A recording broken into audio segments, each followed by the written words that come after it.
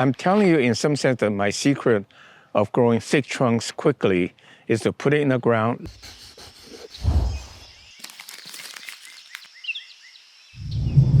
Hi, I'm Miltonchang of Bonsaiheirloom. I'm standing right next to my favorite, probably the most favorite Magnolia tree.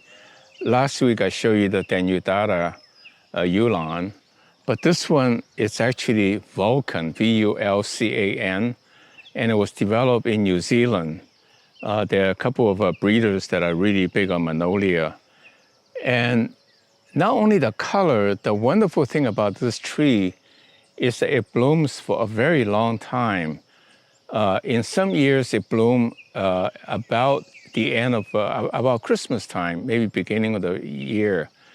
This year, it started much later, at least probably 6 months, 6 weeks later. So this is just blooming, but it blooms in sequence because there are a lot of buds of different sizes. So it will actually bloom for almost 2 months. It's really a lovely tree. The Denyutata, the Yulan, on the other hand, it's beautiful, but only blooms for about 2 weeks. So anyway, with that, then let me jump into the Q&A. Do I have a favorite tree species? Well, I like them all. You know, I'm depending more on the nature, the design of the tree. But if you have to ask me that, then I would say I like elm tree the best, Chinese elm, or most of the elms. I think pine, obviously, crabapple, flowering crabapple, flowering ume, which is a flowering apricot, juniper, of course, any kind of juniper, mostly prostrata and procumbens nata that are very, very old, let's say over 10 years old. These are all fine trees, but I think I'm mainly interested in the design. And of course, I should have mentioned Zelkova as well. Wonder if you would sell any of your prized trees. Well, you know, I have never sold one tree yet and never gotten $1 for my trees. I've given away some to my friends. But now that I'm in business, it's a little different. I will definitely sell the trees that we grow for business at Bonsaiheirloom. But for the specimen trees that are grown for over, let's say, 10 or 20 years or 30, 40 years, I am willing to sell it because I realize I'm not going to live forever. But this is what I'll do. I will not sell it for profit. I would donate the proceeds to for charitable purposes. So make me a generous offer if you see a tree that you really like that I couldn't afford to refuse, then you may get it. But I'm not really trying to sell any of my trees. But for a charitable purpose at a good price, I will let go of my good trees. When you repot a bonsai, why don't you tie it to the bonsai pot with bonsai wire? I think that's a good idea. I didn't want to expose the roots. I suppose I could tie it underneath or sometimes even drill a hole to tie to the bottom. But I have not found it necessary to tie the trees to the bottom because we generally move around upright and the tree doesn't really fall off. But so, again, using my root pruning mesh, it's a little bit of hassle to push through the mesh, so I don't bother, but you can certainly do that. Basically, the question is that, should I expect to see more growth with more watering? Yes, you can water your plants a lot. Generally, the more water you provide it, the faster it grows. Although, of course, to a limit, beyond a certain point, overwater will just drain out of it and doesn't help. Or for that matter, if that's not enough to roots to absorb the water, it doesn't help. But generally, I would say the more water you give it, the faster it's going to grow, especially in the summertime. So this question is interesting. Like pine tree, if I dig it up, there's a lump of soil root ball around it. Then when I put it in a pot, the root ball tend to be more clayey, whereas the rest of the bonsai mix is a little bit more porous. So how should I water it? Well, just imagine when you water it, water would touch the root ball, but it will run down to the side because that's the path of least resistance. So you're really unwatering the root ball. So that's a little danger that the root ball may dry out. So if you water it longer at the root ball, I think that should be fine. And eventually the roots will grow into the rest of the soil mix and that problem becomes less severe.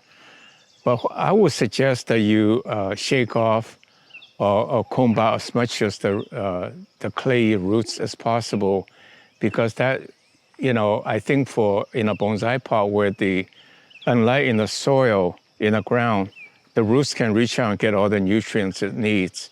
But in a root ball, you really want to be able to supply water and fertilizers throughout the pot if possible. So comb out the roots, spread the roots out if possible.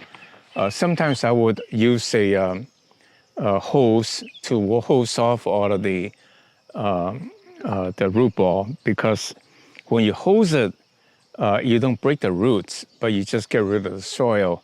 And eventually, especially if you use a nozzle, it can clean off pretty well. Okay, the next one is I have a lot of small common juniper in my garden. Are they good for bonsai? I don't know which variety you have. A lot of when you see you have a lot of junipers, it quite possible be Procumbens nana or Procumbens juniper, which are basically ground hovering, and there are a lot of twists and turns. They can make very interesting material. Procumbens nana is really a very beautiful material because of that, but on the other hand, it takes a long time to thicken the roots. I don't think I've seen a Procumbens nana I care to do for less than 10 years in a growing pot. But on the other hand, most junipers you can turn into bonsai, although some are straight with no branching in the bottom, so you're going to have a stick or very little turn. So select the shape as well as the variety. I also do not prefer variegated foliage. I think that given a few splash of different color, that looks a little weird in a bonsai. So your choice, The next one is I always say people that they shouldn't cut the leader until it's thick as you want it. Well, if you look at all of the protests and the arguments, that we really always seem like argue for, we want our cake and eat it too. We want perfection. Everything is often a compromise. Nothing is exactly right. So, for example, with this question, should I cut the branch or not to thicken or more ramification? Well, make a choice. When the tree is thick enough, you can afford to cut it to increase more ramification. But if you don't have enough a thick trunk, then you want the trunk to grow. But generally, when you have a branch and then you have branching coming out, if you cut the leading shoot, then the bottom will shoot out. So if you cut this one here, these will shoot out. If you cut these here, these will shoot out. So that's how you increase ramification for your design. So the answer is yes. It's depending on the purpose of your cutting. How do you select the best root? And I think there's another question below. Why do you cut off the branch for the small branch to branch out? Well, the reason is that I cut because I prefer sharp angles. A root that's coming out that's a little wimpy, curved, doesn't look very good. So when I see a root comes out with a small root going this way, I cut it to make the root go this way. But on the other hand, another approach that may be even better is that you let the roots grow, and when it's all mature, you come in and pick the roots you want to save. Then every root is bigger for you to cut. I'm older than you are, and what do you think about Eliagnus and Vitex Agnus cased for bonsai? Well, I want to. First of all, I question you're older than I am. You can guess my age, and if you really want to know, you write me. I said it once on the video, but if you ask again, I tell you in private. I don't want to necessarily broadcast it, for whatever the reason. But anyway, glad that you asked. If you're older age, what I suggest you do is that to buy well, first of all, a semi-finished bonsai, in the sense that bonsai, somebody started it, that they don't like it anymore for whatever the reason, but you see an angle that you can make. I think that's the best. The second best is to buy a mature nursery stock and start to cut it back and work on it, because you can start with a thicker trunk and better looking bark. And the third one is to start with digging up a tree in the yard that's fairly grown and old and big trunk to start. Usually, whatever tree you start, it will look good in 5 years. And so if you start a small one, start a shohin bonsai, that's a lot quicker, because by definition, you're trying to fill a smaller space. Please teach us how to take care of our fruit bonsai trees. Well, fruit bonsai trees are really quite good. I especially like crabapple, because crabapple have a little fruits that are really colorful and also have beautiful flowers. Ume is another fruiting tree, flowering and fruiting trees, although the flower is showy but not so much fruiting. I also like Washington hawthorn, or hawthorn for that matter in general. I think the English hawthorn is really beautiful flowers and red berries. So yeah, these are all good. There's nothing different about it. You just cut them the same way, but you do have to be a little careful to understand the characteristic of the fruiting, flowering and fruiting process. I found dwarf pomegranate, it's quite easy to fruit and flower and root. They're beautiful, but the trunk is not very thick, so you have to dig up an older tree. For regular pomegranate, the fruits are too big, but on the other hand, it's very showy. They tend to grow at the tip of the branch, so you should let your branch grow wild, and some of them will have the fruits hanging, and then you cut it on a long branch hanging down as a special feature. That's fine. Generally, you want to cut all of the flowers, all the branches at the same time, like in the middle of the winter or beginning of the spring. So when they come out, they're about a uniform growth. And then when you cut it again the next year, and again the next year, all of the branching will be fairly uniform, so that they will be flowering and fruiting at the same time. Lastly, if you grow tree from a seedling, why are these such large holes and such large wounds in my trees?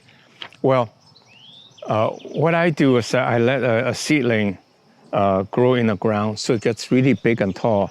The trunk could be this big, and I see an angle down there, so I cut it to induce a turn, and then it grows again to a thick trunk, and I cut it again. So that's why my trees are very thick, and it's a good taper and a big wound. So that's what I did. So I'm telling you in some sense that my secret of growing thick trunks quickly is to put it in the ground, let it grow thick, cut it, let it grow thick, and cut it again to shape, and that's how you get it. So that ends pretty much my Q&A today. I urge you to send us your contact information to our website, because our first year production is going to be very limited, and we'll notify you as soon as we have them available around the third quarter of this year. Click like if you think my video is helpful. I need the encouragement, and that's my reward. And also subscribe to our channel so that we can notify you of any future good videos coming up. So thank you very much. See you next week.